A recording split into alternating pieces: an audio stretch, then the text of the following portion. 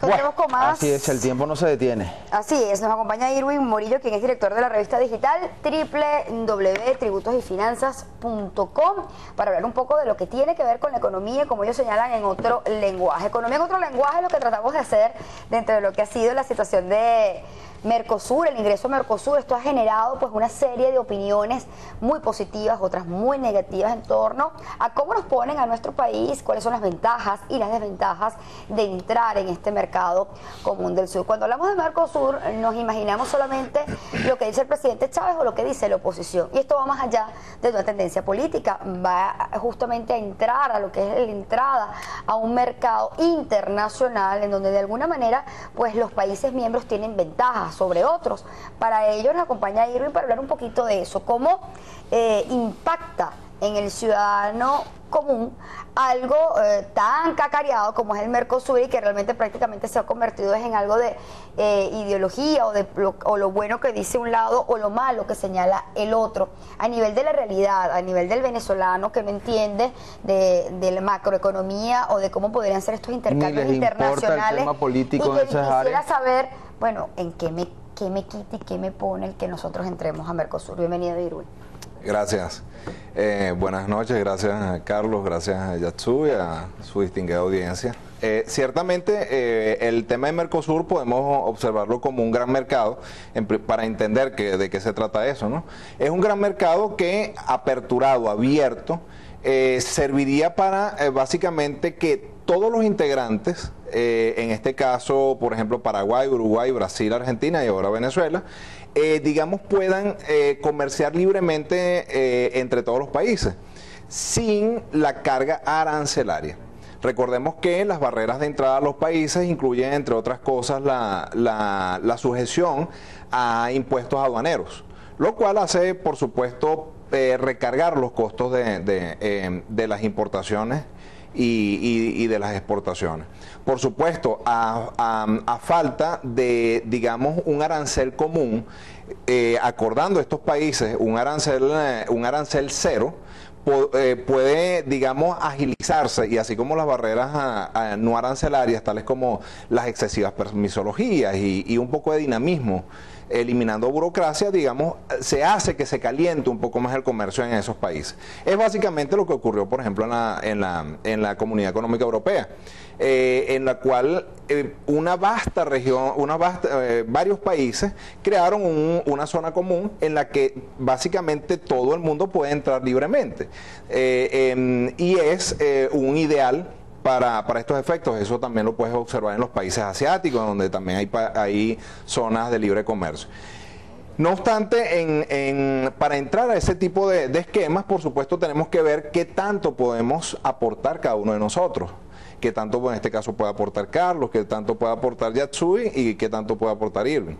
Si alguno de nosotros puede aportar más que el otro, evidentemente hay un cierto desbalance. Y a eso es lo que nos estaríamos refiriendo en este caso.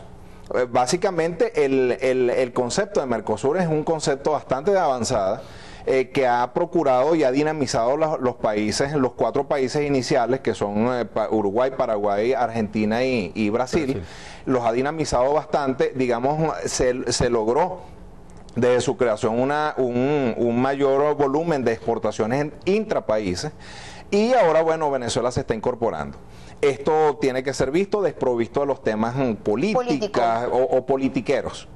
Sí, más porque que se todo, supone que hay políticas económicas. Correcto. Esto tiene que ser enmarcado en una sala política económica, y como tal tiene que saludarse. Ahora bien, ¿qué hay con eso en esta oportunidad? ¿Cómo nos encuentra nuestra entrada al Mercosur? Ciertamente nos encuentra en un momento de una economía bastante debilitada. Ciertamente, como lo decía anteriormente, esto va a ser tan dinámico como fuertes sean los actores de ese mercado común del sur, el Mercosur.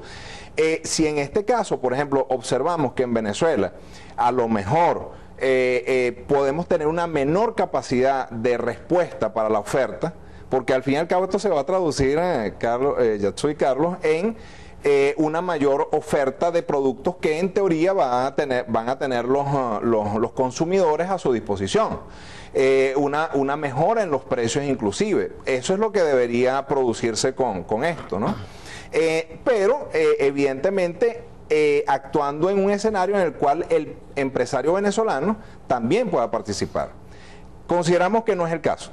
Consideramos que no es el caso porque, bueno, si tú comparas, por ejemplo, Brasil, comencemos por allí, la mayor economía de Sudamérica, en la que aporta o tiene el sexto mayor PIB, el Producto Interno Bruto del mundo.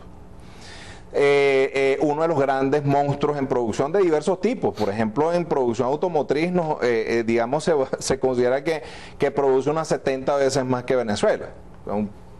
Estamos hablando de números bastante amplios, ¿no? O por ejemplo Argentina, en el que digamos Argentina es incluso integrante junto con Brasil en el grupo de los 20, es la segunda mayor economía de Sudamérica.